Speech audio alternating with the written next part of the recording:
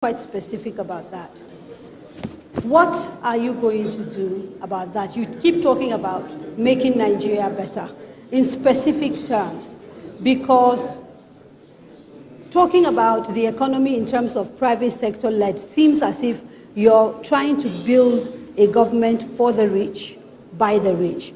Where are the plans for the poorest of the poor? I want to hear those plans. Now, you see, we had more people in the middle class bracket during the PDP administration than we have in the APC administration of today.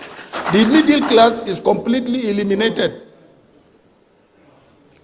I'm not necessarily. And you have to have a middle class before you can uplift the ones in the bottom, because it doesn't just happen like that. So essentially, if you become president, come May, if you're sworn in and you win elections in February, Nigeria's poor people have to wait a little while for you to build it. So I'm trying to understand. No. So please. Are you a socialist? No, I'm not. But our people, everybody agrees that the situation of our people is very dire. Very dire. Right? And that the gap between the rich and the poor and inequality is growing. And I'm trying to understand what you, as a president, will do for the poorest of the poor. I'm kind of clear that your government and your plan, you have a place for businessmen. You have a place for international investors. You have a place for anybody with a bit of money that wants to do some work. Did you read? Do you have a place for the poor of Nigeria? Yes. Do you read our policy on agriculture? I'm trying to look at it now, but it's shot on the how. No, it's shot on the how. Let me tell you. It's shot on the how. Yes. Now, and it's not that different from what has been done before. One of our major plans is to create jobs. And the greatest job creation sector in this country is the agri sector. And our agri policy seeks to really empower the farmers to be more commercially oriented. Where they cannot, we have a system whereby they will be supported and assisted, to be. I have never seen a... How is it different from the current Anchor Borrowers Program and NISRAL, which is being run out of the CBN? But the Anchor Borrowers go to KBNC. Go to KBNC, whether it's not fake. It's fake. That's not what some people say. You go to KB too, you see the rice farmers as well. Yes, you have the rice farmers, but how many of them? Few of them like that. So instead of them to expand. Okay, so it's the same program, but you would just do it better. In fact, the PDP was doing it better. When we introduced the purchase of fertilizer on your mobile phone, and we had our agricultural output was much higher than the present administration. Okay, let me ask about, because I'm really concerned about your manifesto as it pertains to private sector driven economic growth, because your policy document talks about lifting up to 50 million out of poverty by 2025. But again, I'm not sure that I am understanding the how. Okay. The how is a little bit, iffy. Okay. Let me give you just one illustration what I tried to do, locally. Kadiria, I set up a few years ago a microfinance bank. I brought in somebody from Bangladesh. When it comes to the issue of microfinance, they are the best experts in the world. And I told him, look, I want to move families out of poverty. And I want you to dedicate 80% of your loans to women. Do you know how many families we have lifted out of poverty? 45,000. If in Adamawa State, in the Northeast. So if in that small area, I could lift 45,000 families out of poverty through my one single microfinance bank, which is now going to be a regional micro, because it's so successful, because the recovery rate is 98%, because these women are paying. Okay. So it's quite possible. You lift people out of poverty. through empowering particularly women. And yet Adamawa still remains one of the poorest states in Nigeria. Yes, but and why? They've had you, a man who's been vice president for 8 years, someone who... I am going to ask the questions no matter how you shout, so you might as well just let me talk. I am going to ask the questions. Ask.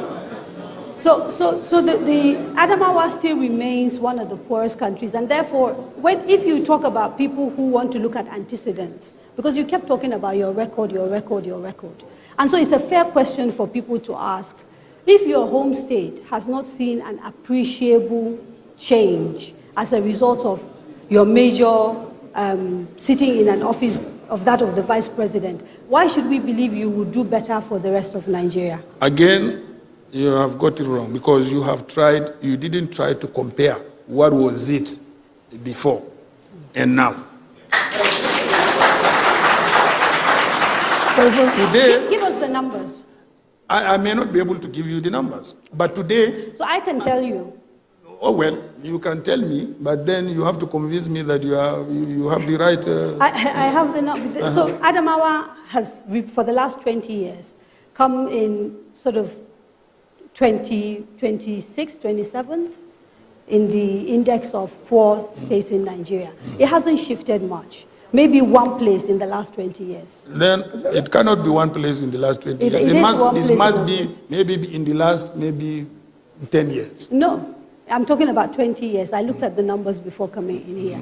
Because it's one of the things that I wanted to talk to you about. But it has shifted. As it is your state. But it is shifted. A little bit. So one single individual is able to make that shift. So imagine if it is... But isn't that part of the problem, actually? That how? In all your influence, you've not been able to build another you in Adamawa or someone close to you. Do you know how long it took me? That is all about you. Do you know how long it took me to be what I am? Do you know from what background I came? Okay. So I was told when I was researching this that there are two major employers in Adamawa. One is the state government, and the second is you. Yeah. And part of the conversation we had was how come the economy of Adamawa is not getting bigger enough. This is a place, like you pointed out, rich in agriculture and a lot of other things. And yet people are stuck in poverty.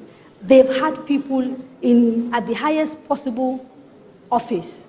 And this is the conversation. And the same thing with Anambra, because you talked about leaving money in your coffers.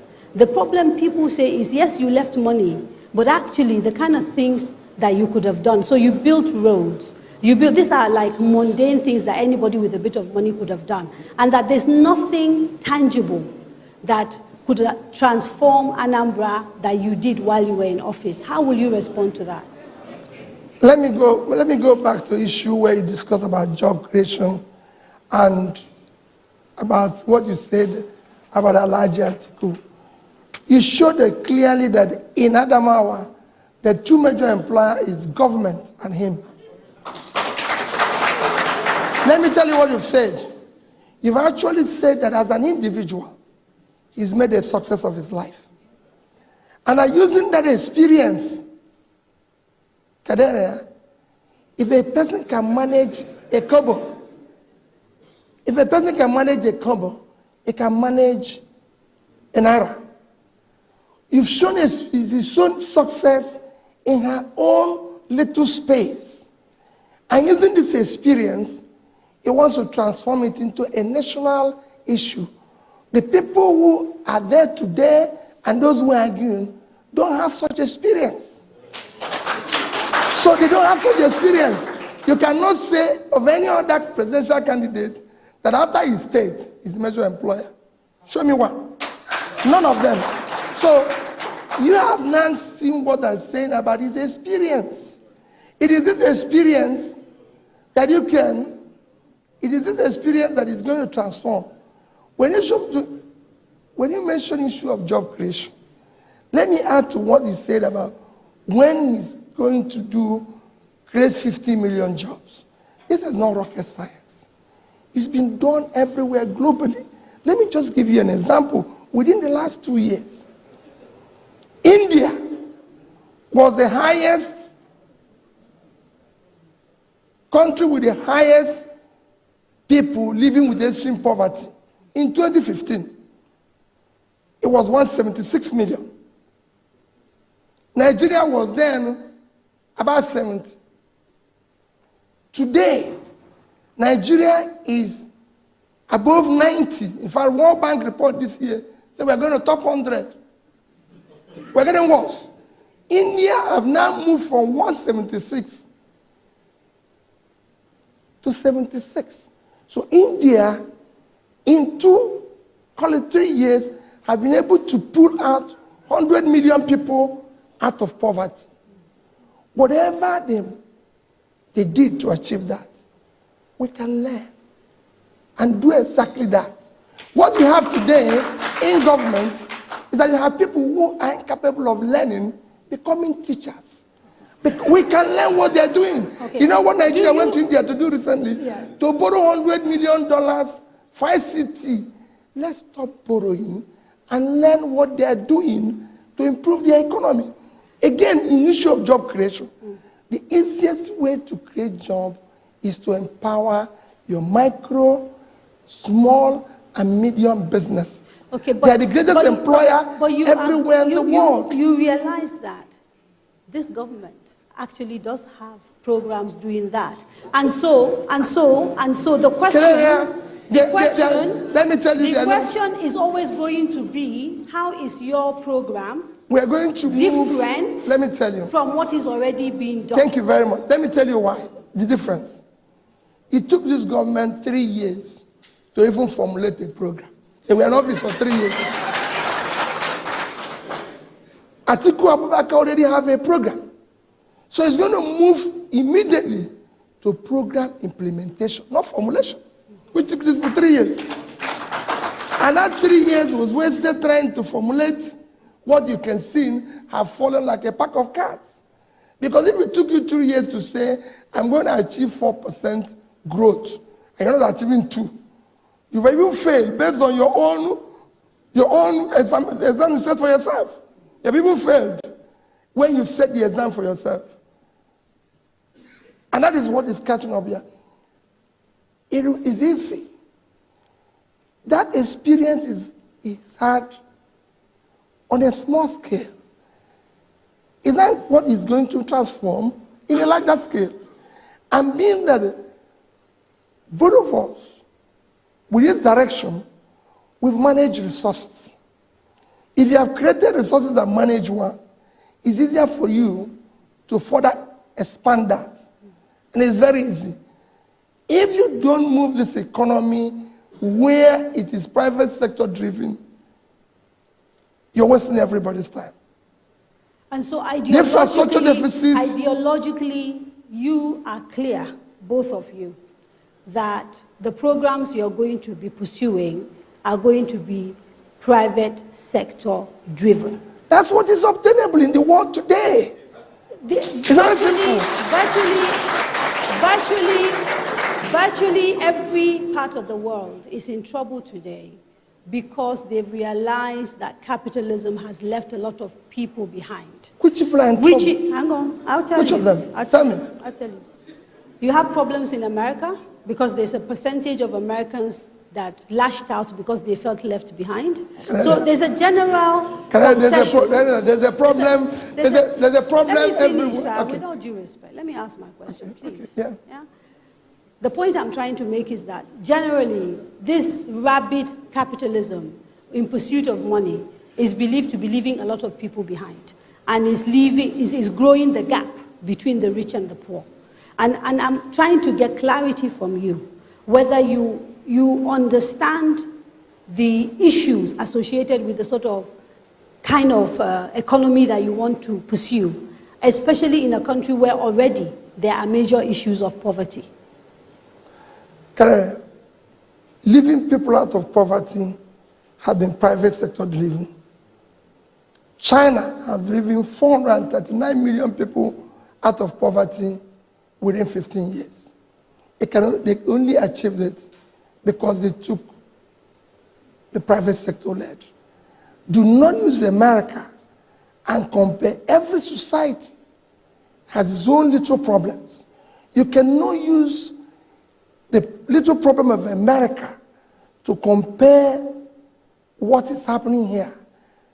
You said I should give No, you can't. No, but if you ask Nigerians today, do you want to live in America? I can tell you, the present condition, 99% will throw in their passport today and leave Nigeria. If you ask Americans, do you want to come to Nigeria? Nobody will want to go, because even Bloomberg have said this is the most stressful country to live in today. Do you believe that Nigeria's problems started in the last 3 years? Or do you sincerely and can look at Nigerians in the face and tell them that nothing they are experiencing today has nothing to do with things that have happened in the past 16 years? Let me tell you, as a finance person, there's something we call a discounted position. What you see today, 16 years of PDP, which is far better than what we're seeing, was a discounted position. That's what they were telling us. Please explain discounted position. Yeah, I wanted to say, if you come to me, okay, let me give you. In 2015, APC was going around and saying, the country is broke. The country's economy is collapsed. There's insecurity. There's this. They promised us to make Naira 1 to 1. We have to do fact checks when we're doing this. 1 minute. No, come on. Let me finish. Let's be serious now. Let me finish. A serious conversation. Come on. Let me finish. That's what the promise was. Come on now. Come on now. Okay, let me finish. They promised that they will end Boko Haram in 6 months.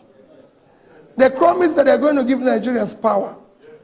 They promised the issue of fuel being 47 naira. They promised, go and check what we see today. All we're saying is, let's look at your promises and know those. They promised to create 3 million jobs. And we've lost 13 million jobs. Yeah, okay, so it's difficult because obviously if I'm not an APC person and I can't keep trying to, it would be nice if we focus on what you are doing. The simple reason being, anytime I push back at you, it will look as if I'm trying to speak for the APC, and I don't want to. Okay, let me tell you what we're doing. Exactly, so let's focus on what you are doing. Let me tell you why it is different from what obtains. Thank you. I have actually told you where we are today, that we have seen record poverty in Nigeria, where we're now the poverty capital of the world. And I believe that with the policies of PDP, Atiku's government, you continue to see annual reduction in that position. Okay. Let's take a few questions. The people I called earlier, they need to finish.